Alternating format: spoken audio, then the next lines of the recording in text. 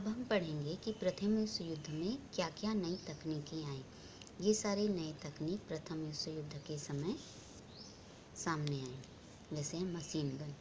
ट्रेंचों के जाल के पीछे आम तौर पर मशीन गनों का उपयोग किया जाता था। आप लोगों ने फिल्मों में देखा होगा कि ऐसे गड्ढा खोद के उसके नीचे सैनिक रहते हैं और वहाँ से लड़ाइयाँ लड़ते हैं। उसी को ट्रेंच कहते हैं। मैं फिर फोटो भेज दूँगी। इनका उपयोग पहली बार इसी युद्ध में किया गया। मशीन गन का जब औद्योगिकरण हुआ तो इन सब मशीन गन, तोप, टैंक का निर्माण किया गया युद्ध के लिए। मशीन गन का उपयोग पहली बार युद्ध में किया गया।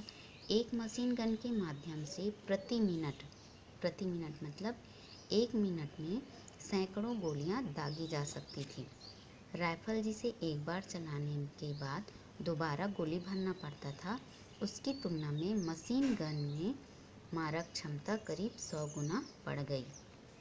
राइफल, जिसमें एक बार गोली चलाने के बाद और गोली भरना पड़ता था, उसमें ऐसा नहीं था। इस मशीन गन में प्रति मिनट मतलब 1 मिनट में सैकड़ों गोलियां दागी जा सकती थी। अब है तोप। इस युद्ध में भारी मात्रा में तोपों का उपयोग किया गया। सबसे भारी तोपों में से 50 से 60 गोले प्रति मिनट दागे जा सकते थे। 1 मिनट में 50 या 60 गोले दागे जा सकते थे। निश्चित दूरी पर लगातार मार करने वाली तोपें ट्रेंचों से होकर गतिरोध में सक्षम थीं। तोपों से प्रतिद्वंदी सैनिकों, जो सामने लड़ने वाले हैं उसको कहते हैं प्रतिद्वंदी सैनिक। प्रतिद्वंदी सैनिकों, उनके हथियारों, उपकरणों और ट्रेंचों को एक साथ नुकसान पहुंचाया जा सकता था। टैंक, ये है टैंक। सन 1899 में ब्रिटेन में मशीन गन और बुलेट प्रूफ स्टील के आवरण से ढके हुए युद्धक मोटर कार का विकास हुआ।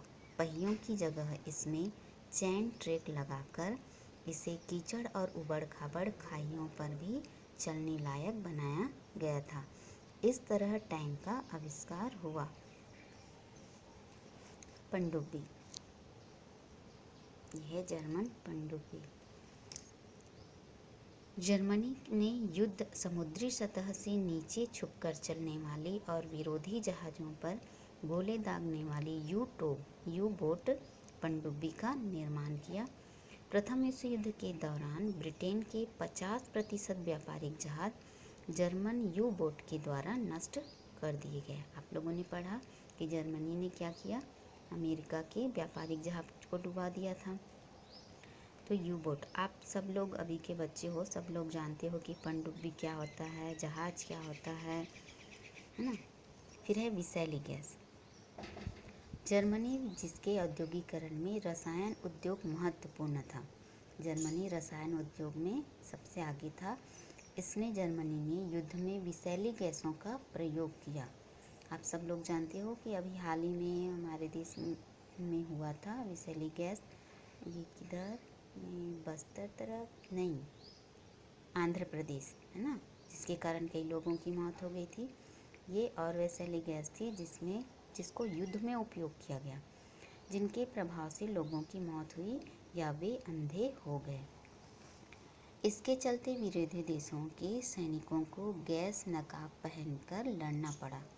इसके दुष्प्रभावों को देखते हुए युद्ध के कुछ समय बाद ही सारे देशों ने मिलकर निर्णय लिया कि आने वाले समय में इस तरह के रासायनिक हथियारों का उपयोग युद्ध में नहीं किया जाएगा। इसे जिनेवा कन्वेंशन कहते हैं। ये जो समझौता हुआ उसको जिनेवा कन्वेंशन कहते हैं, जिसमें युद्ध लड़ने के नियमों को लेकर कई महत्वपूर्ण निर्णय स्वीकृत किए गए। रेलगाड़ी आप जानते हो, इसको युद्ध में कैसे उपयोग करते होंगे? युद्ध में सामान को लाने ले जाने के लिए।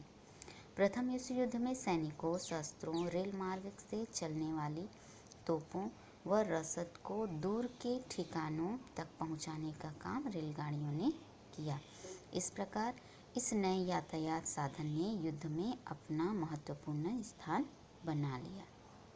नहीं तो बड़े बड़े सामान हैं, रसद हैं, उसको किस में लाते ले जाते हैं ना, तो ये रेलगाड़ी का निर्माण हुआ तो इनके लिए बहुत सहायता हो गई। विमान, ये है युद्ध भूमि पर उड़ता एक विमान, नीचे जमीन पर ट्रेच देखा जा सकता है आसमान से। दिसंबर सन 1903 में राइट बंधुओं ने प्रथम विमान बनाने की बाद से प्रथम विश्व युद्ध की शुरुआत तक विमानों का निर्माण और तकनीकी अपने प्रारंभिक अवस्था में थी। विमानों का निर्माण और तकनीकी टेक्नोलॉजी जो है वो शुरुआत थी। इस दौरान विमानों का प्रयोग मुख्यतः हवाई गश्त के माध्यम से शत्रु सेना की टोह लेने के लिए किया जाता था। टोह मतलब शत्रु सेना की जानकारी लेने के लिए कि वो किस स्थिति में कैसे कैसे काम कर रहे हैं। जल्द ही सरकारें विमानों के सामरिक महत्व को समझ गई।